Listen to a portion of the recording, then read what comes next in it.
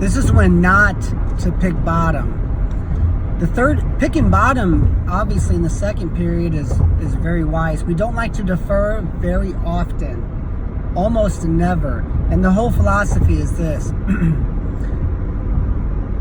If I'm winning, let's say 2-1, and I defer in the second and my opponent gets away, just pretending they get away. I mean, worst case scenario. Now it's 2-2, tied. I'm going into the third period tied, and it's a big match. My opponent's feeling good. You know, maybe I'm feeling good too, but I just gave up the last point of the period, and now I'm in the third period and I'm on bottom. So I'm going into the third period tied. Now, what if I'm winning 2-1? Then I pick bottom in the second period, and then I get an escape. We're making some assumptions here, but this is how I learned from some pretty famous wrestlers years ago.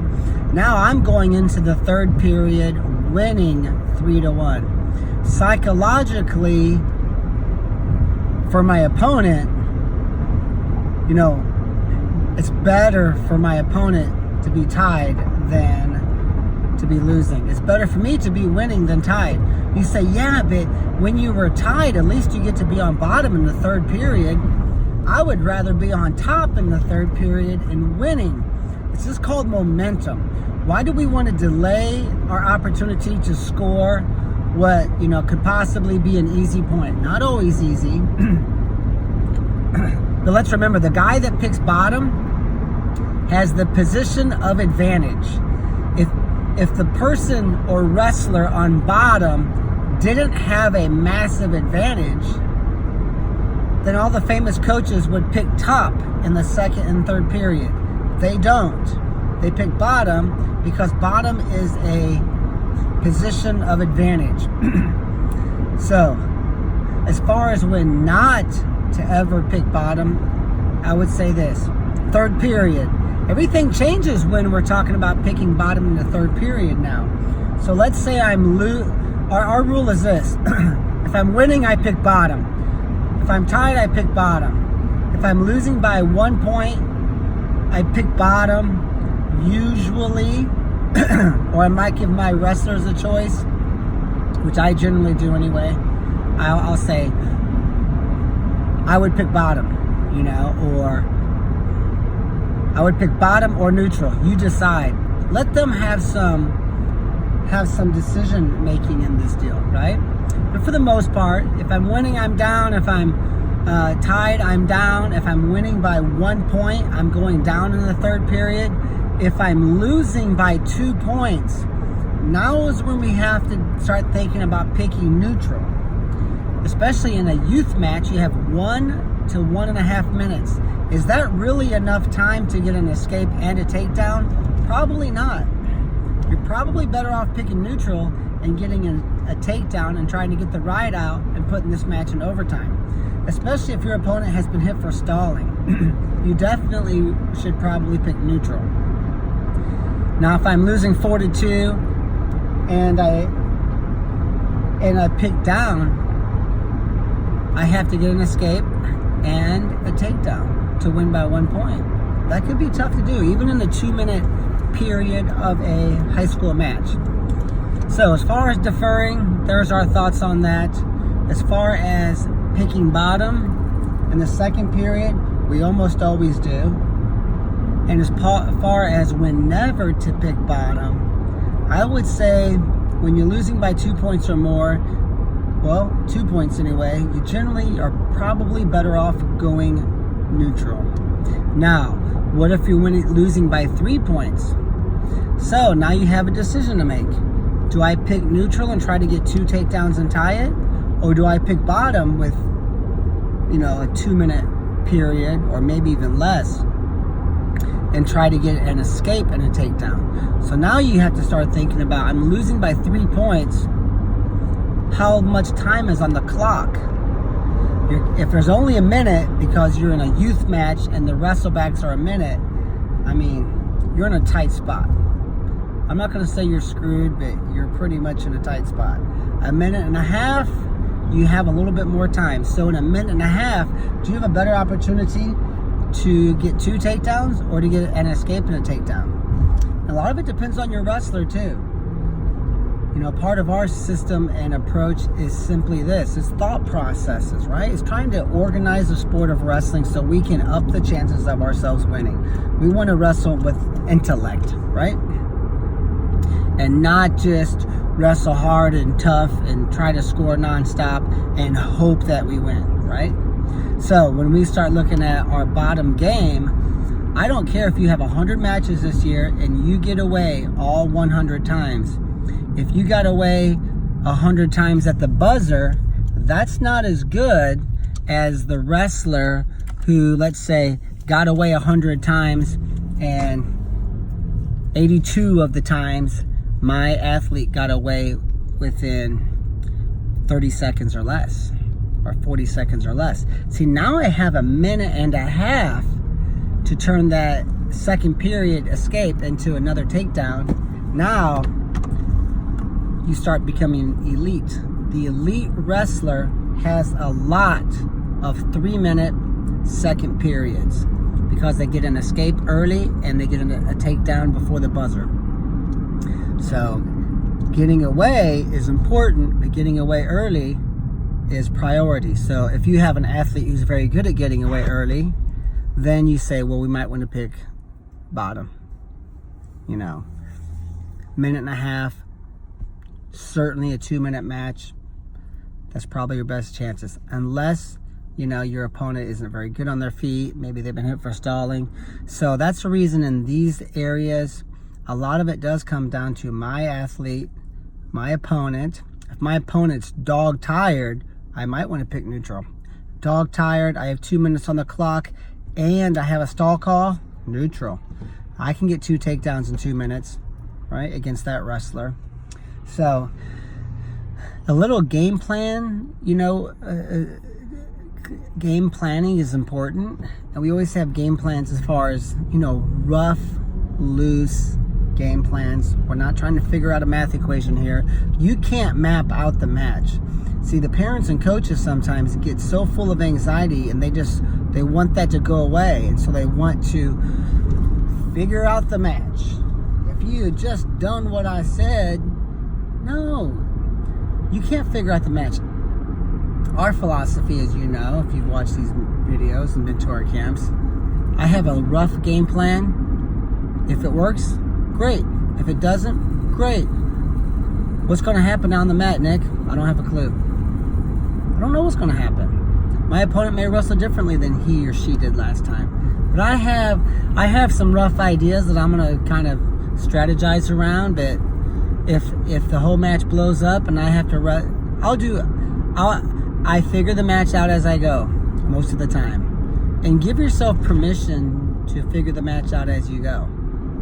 So as far as a game plan, there's a little review on our approach to formulating a game plan. The rough, loose game plans based upon past history. You know, my opponent shoots off the whistle, or my opponent will take injury time and then come back hard for 30 seconds. My opponent is, you know, great off bottom, but if you can ride him for the first 30 seconds, he has a tendency to lay on his elbows. I need to know these things. Now, so as far as a game plan for these other scenarios, some of us don't think about that. We formulate game plans. Oftentimes, we try to write scripts, which is very bad. So don't do that. But if you're good at formulating a rough, loose game plan, you might, in these big matches, want to start looking ahead and saying, okay, let's look at this. We know that we're pretty much even with this opponent on our feet. We think we have the advantage on top. You know, let's pretend that they get the choice and they pick down, right? And these are some things that you want to think about as a coach. You might want to share with your wrestler, you might not. But I would pretty much share with the team. We discuss these things well in advance. Constant review. Constant revisiting the core fundamentals to winning, because, you know, we had 41 state champions last year in our academy, and it was all because they're good at winning. They're not, being a great wrestler is easy. Being a great wrestler who knows how to get their hand raised is different. So you might want to start thinking ahead as far as a game plan of, this is another scenario we could be in, okay? And I did this with my son. You know, cost him a state semis berth, possibly. There's no guarantee he would have won, but he would have put himself in a position to win. Losing 4-2, the coaches were like, "What? Give me some ideas here, Nick. What do you think about the match?" Right? And I didn't like to interfere with them. I tried to, you know, let the coaches do their thing, but they were young and they asked my opinion, and I was like, I see possibly this coming down to, I know this opponent, his dad wrestled in college, he's not going to defer. I know that. So it comes down to the flip. If we don't get the flip, it's going to be a third period sort of deal we're worried about. Sure enough, I'm like, if Ty, you know, if he's winning, down, tied, down. If he's losing by a point, talk to him before the match. And I didn't have much access to Ty before, and he didn't really like me, you know, coaching him a lot. He wanted to be part of the team, and, you know, it was kind of a weird situation. If he had probably let me have 5 minutes with him, we probably could have hammered this out, but it's kind of difficult, right? You know, kids are trying to be men. Dad's a coach. Dad's got an academy. He doesn't want to look like a little daddy's boy, you know, whatever. Interesting. It's always difficult, right? Whether you're a beginner wrestling parent, your kid's a beginner, or you're a, you know, famous Olympic wrestler, and, you know, who knows? It's difficult.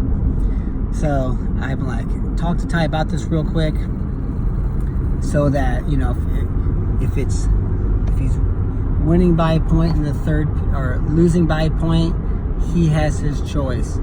Do you want to go down? This opponent was a great leg rider. That changes everything. That's the reason we focus on leg riding. You know that. You know, losing by 2, Ty has to go neutral. Ty cannot go down in the third period if he's losing by 2 points. Cannot. This kid's a great leg rider. He's a left-legged leg rider. A little more difficult for my son to get out of at that time. Sure enough, I'm sitting in the stands. We knew it would be a tough to win, but Ty could have beat this kid. 2 years older, 5th in the state the year before. Dad was a college wrestler, great kid, wrestled 12 years, good wrestler. Boom, Ty's losing 4-2. Young coach runs out and says, down, down, down. Ty just kind of, okay. Picks down. I about blew my freaking stack. I yelled, I sprinted out of the gym. Oh, I got a blistering migraine. I stood at the top and I kind of peeked. Ty did get away. 20 seconds left, lost the match. Again, no guarantee he would have won, but if he had picked neutral, he would at least give himself a chance to win, right? And that's all we worry about.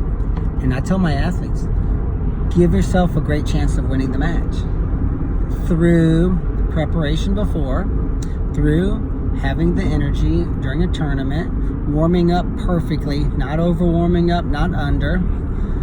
If you're a music listener, you have the right music you listen to. You don't listen to your hype up music in the stands.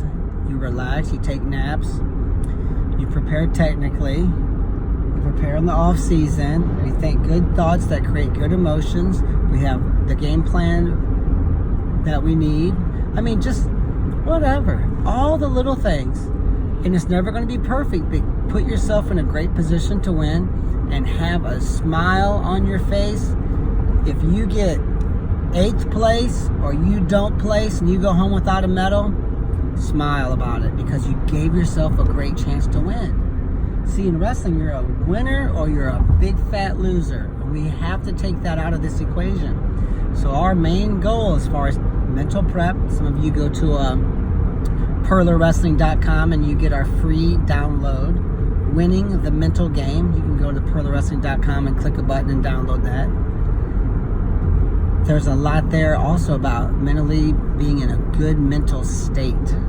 That's also part of putting yourself in a position to win. If you can do all of these little things and put yourself in a position to win, including picking neutral in the third period when you're losing 4-2. If you lose, you're like, hey, dude, you got me. Good luck in the semis. I'm in WrestleBacks. That's okay. But what we can't stand is not being prepared and not putting ourselves in a position to give ourselves a chance to win the match. When you pick bottom against a leg rider and you're losing 4-2, you give yourself a position not to win the match. And that's very difficult to take. And it was for me. And it was for my son. But he didn't think about it, right?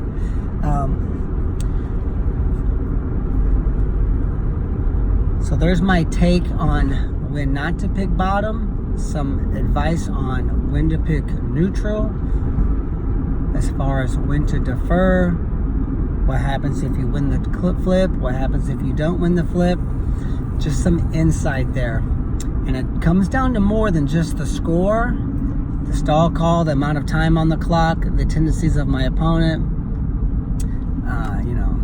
how good my athlete is at getting early escapes. We talked about all of that. So you might want to listen to this video again because it's just packed with world-class advice.